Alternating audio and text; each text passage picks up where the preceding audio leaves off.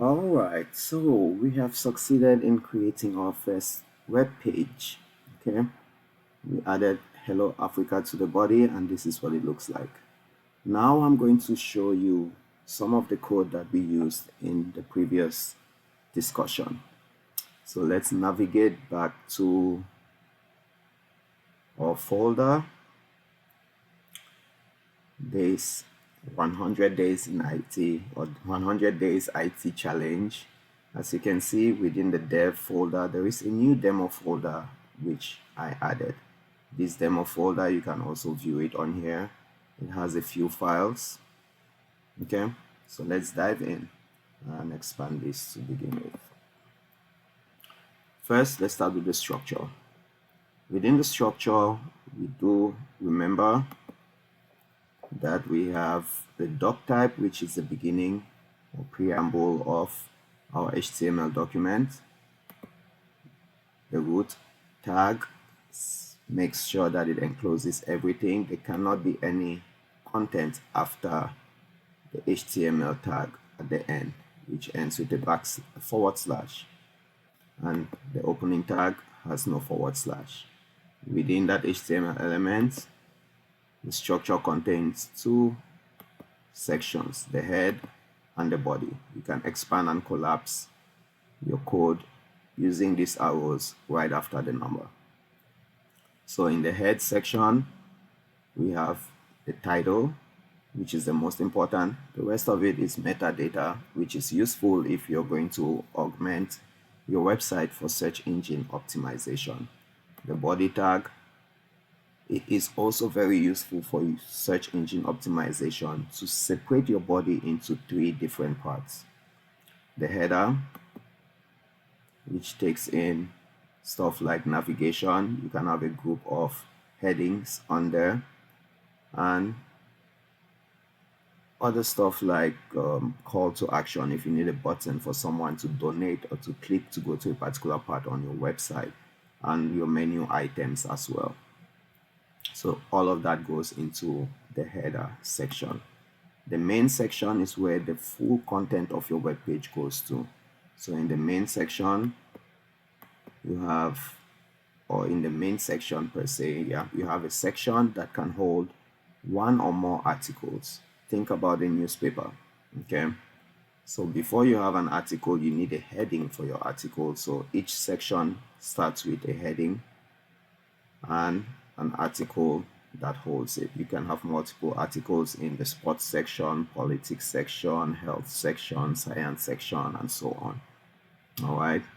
Remember also, for search engine optimization, you can have multiple H2, H3, H4, and so on, all the different headings, but it's only useful to have one H1. Okay, so with one H1, which we did use here, your search engine optimization score is going to be higher. So those are a few tips and tricks that you need to remember. So within our section, we have multiple elements or multiple articles. We can collapse the articles, collapse the heading, and also collapse the section. The third part of your body is the footer. The footer includes stuff like copyright information, terms for agreement, and also maybe related links or important links that you need. Okay. One other thing I need to point out in HTML is not every code gets displayed on your screen. If you want code to be ignored by your browser, you can use something known as a comment. To set a code as a comment, you need to start by using a less than dash dash, excuse me, exclamation mark dash dash, and it completed it for me. So you need to put that within those, and it's going to turn it to green.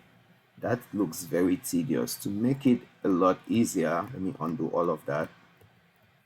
You can use a shortcut, or before getting to the shortcut, you can go into the edit option on your menu.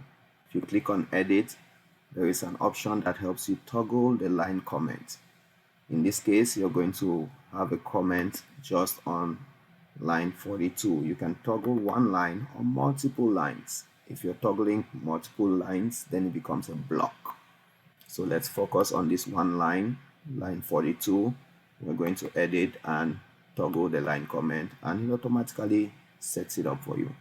So you can use that for debugging purposes when you're writing your code and so on.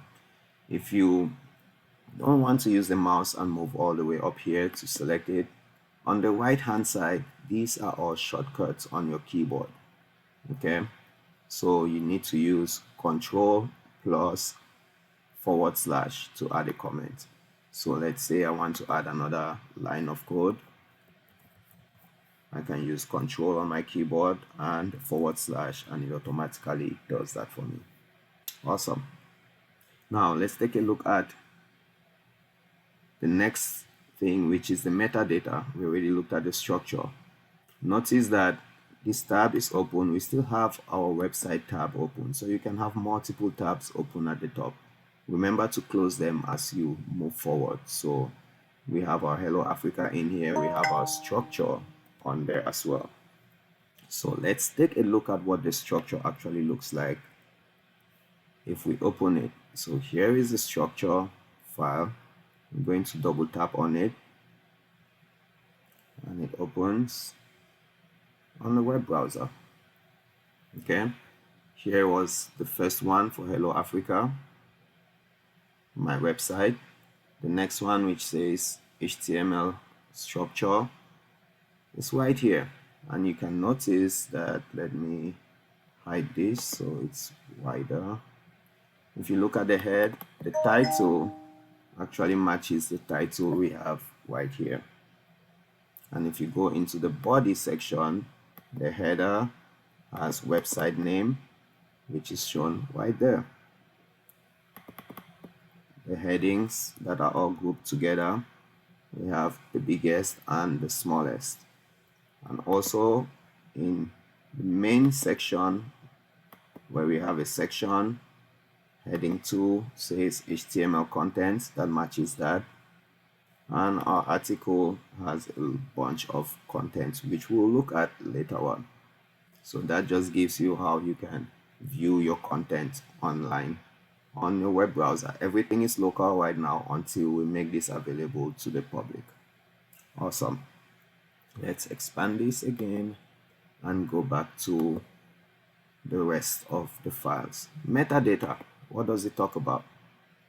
It helps you to give some key features or key facts about your page. For instance, we talked about doc type and HTML in the head section. The most important element is the title. But in addition to the title, we can have metadata. It tells us what character set we are using. That is the encoding. It tells us the compatibility and so on and so forth. The viewport gives you the width of your device, so it's going to automatically adjust to the device width with an initial zoom of 1. It tells you who the author is. Maybe we should go in here and add our name so that anyone looking at the website knows you are the author. You add a brief description of your web page that shows up when you search on Google or any other search engine, so you have an idea of what it is about. And the keywords are also very important for search engine optimization for it to be targeted. So the name of the metadata attribute and the content of that metadata attribute. That's about all we need to highlight for the metadata, which goes in the head section. Now, to view what this page looks like, it's very simple. The only thing we're going to see is the body section. We don't get to see all of this content in the metadata. So let's move back to the folder and open it. It opens up again in the browser, and there you go. It's very clean. We can go ahead and add more content. Maybe we want to add it in a paragraph. Type in P. It automatically tells you, hey, there is a paragraph in there. You can select it or press enter and add content in that paragraph. Nothing else to see here. Once that is updated and saved, you can refresh this and it tells you there's nothing else to see there. That's about it. Now let's move on to the next, which has the contents. This is quite enormous, so let's look at it in full. So we talked about the head. We're comfortable with this part. Within the head, you also have a style element. This is where you're going to use your internal CSS if you decide to go that route. And there's also a script element where you can use your internal JavaScript. We'll talk about those again when we get to that bridge. But notice that the comments in the style CSS, they have a different way of adding comments, just like JavaScript has a different way of adding comments. So do not get confused with those. There are three major technologies here, or three major tools that we use: HTML, CSS, and JavaScript. CSS has a different way of commenting out its code. JavaScript has a different way of commenting out its code, just like HTML has a different way of commenting out its code. Once again, we go into the head and try to say this is a comment. I'm going to use the shortcut on my keyboard, and now I should use the edit button so you can see clearly. Toggle comment line, there you go. So HTML comment is written this way. CSS comment, that's a multi-line comment. This is a single line comment. Okay, awesome. So let's dive into the body. I can go ahead and collapse the head so we can see just the body. And we don't really need that comment, we can delete it. So within the body, this does not have that search engine optimized code, which is sectioned into the header, the body, and the footer. So all our content is just within the body tag. As you can see, when I collapse it, there's nothing outside the body, and so on and so forth. The code doesn't really look intuitive. We're going to add an extension and make this look clean in a minute or so. So within the body, we have our H1, which is the biggest heading, tells us what the page is about. We also have links that we can add using the anchor tag. Within the anchor tag, we added attributes like the ID of the link, the class of the link, the hypertext reference of the link, where this link should point to, and within the tag, you have the content. That is what is actually going to be displayed on the link, rather than us having the link itself. So we actually edited it or substituted it with go to Google. At the end of the line, we close our anchor tag for the links and add a breakpoint. So we go to the next line and we insert an image. The image has an img tag. We added an ID which is unique for that element, a class. We can have multiple elements in the same class. As you can see here, every image should have a source. Right now, we don't have a source.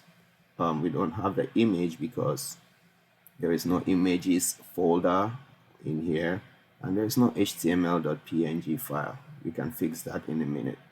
Alternatively, if the image doesn't show, this is the text that is going to be displayed. And we also have a bunch of other h2 files, or should I say h2 elements. We added classes for them as well, and so on and so forth.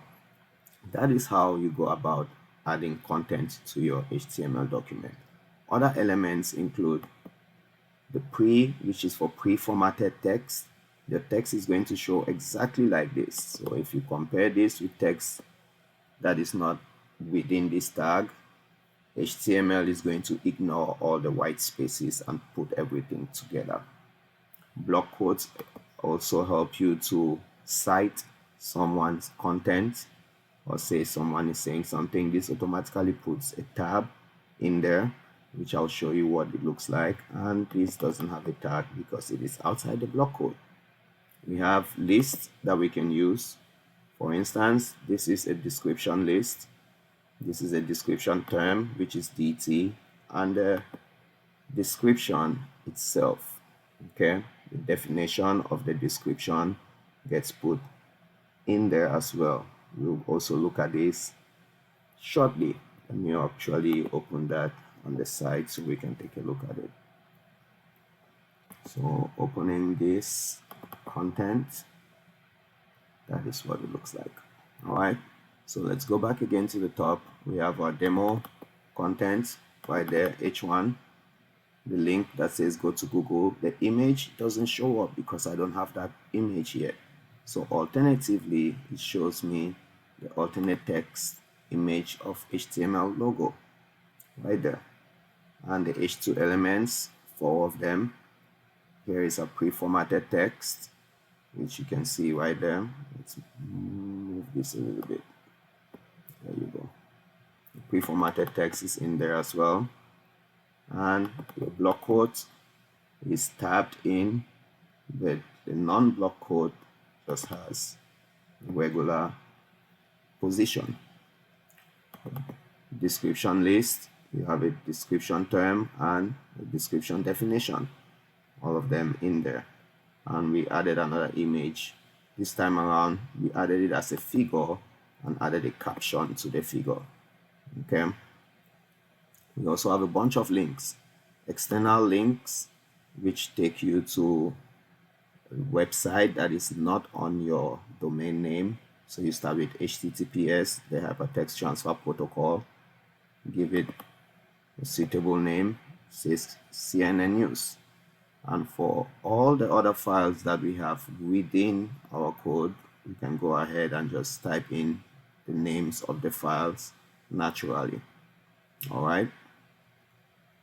So if it's within the page, all you need to do then is start with a hashtag if your link is pointing to some other part of your page, and identify that particular ID. So we need to find an ID that says my image. If we scroll up, we can see my image is on line 25. So clicking on this link will take you to the HTML logo. If you want to go all the way to the top of the page, you can easily use hypertext reference, which says top, and it should take you to the top of that page. All right, this looks like they're side by side. Why is that? Because the link is an inline element. It is not a block element. It does not take the entire width of the page. If we want to go to the next line, I can add a break element, which is going to break that to the next line. This is currently saved. We can refresh this and you'll see that this is going to jump down. There you go. Awesome. So that's a quick review of the code that we actually used on our demonstration. Finally, putting all of these together, we have our HTML demo, which gives you all the information all in one. Again, our head has the title. The base, we don't get to use it yet because we are not yet linked to the website. If you have a website with multiple pages, you can have a base that every page actually is derived from. So we commented that out. Metadata, we talked about that already. The link element, we did not get to use it yet because we don't want to look at style sheets yet. Once we get to CSS, we're going to be able to link our style sheet externally in that manner.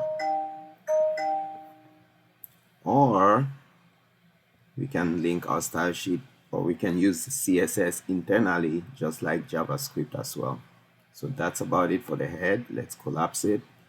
In the body, again, the body has the header, which could have a navigation.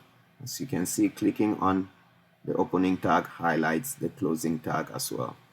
Navigation will have things like the logo, slogan, menu links, and so on, which we've already talked about.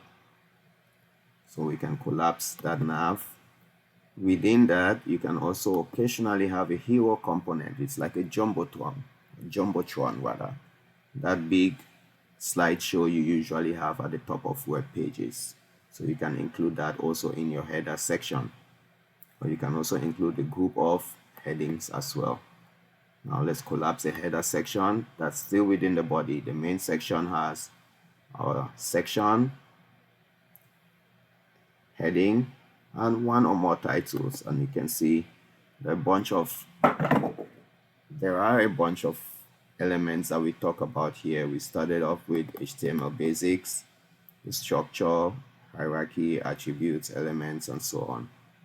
Another thing we get to look at is table of elements, which we'll look at in the next demo.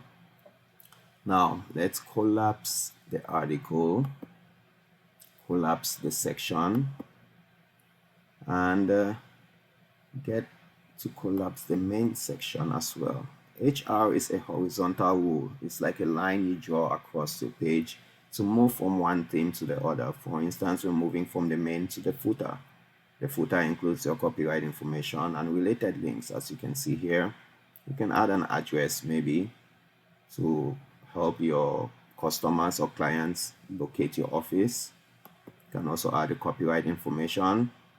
You can add external links to your social media, or you can also add internal links to other pages that are related to this particular page. And that's about it. Now let's take a look at what that looks like. And there we are, HTML demo. And this is what it looks like. Once again, the picture doesn't show up because we don't have it in there yet. I'm going to fix that shortly. And this is what our basic web page looks like. Awesome.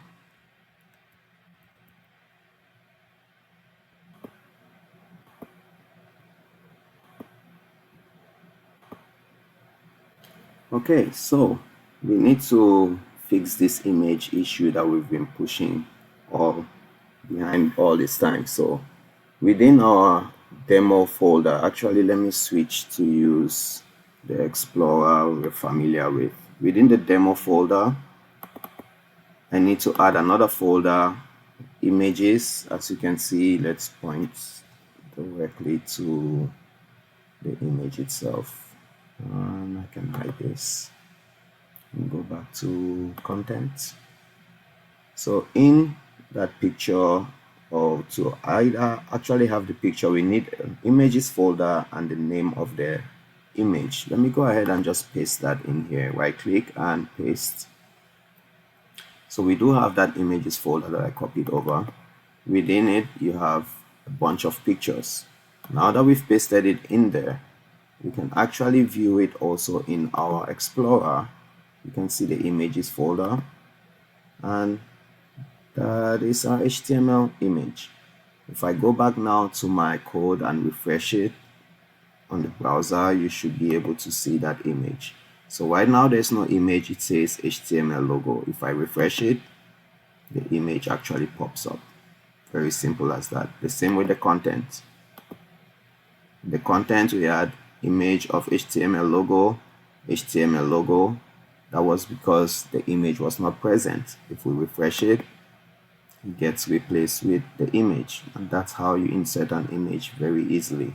It's better for you to have the image residing locally on your folder or in your folder amongst your files, rather than pulling an image from the internet, because that image could break. They could change the name of the image, it could move the image, and it's going to take a while for you to pull that image to your website. So it's advisable to just use an image from your local folder. In case we need to add the image of a globe or the favorite icon, I can go ahead and add that also very quickly. Right here where we had our figure, to insert an image below that, I start with an img tag. Once I type img, it automatically gives me the elements. So clicking on it, all I need to do now is provide the source of that image.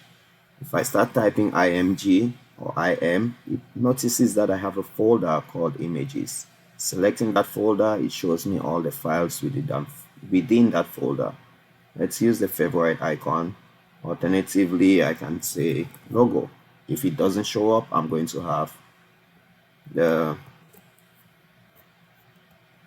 U2'sDK logo in there. So that's all good. If I go ahead now, you should be able to see it on here once I refresh my page. And there you go. Excellent. The external link comes in right after that because the image is an inline object. If I want this external link to go down, we need to add a breakpoint. So BR is going to break that, and once I refresh this, it looks better. Awesome.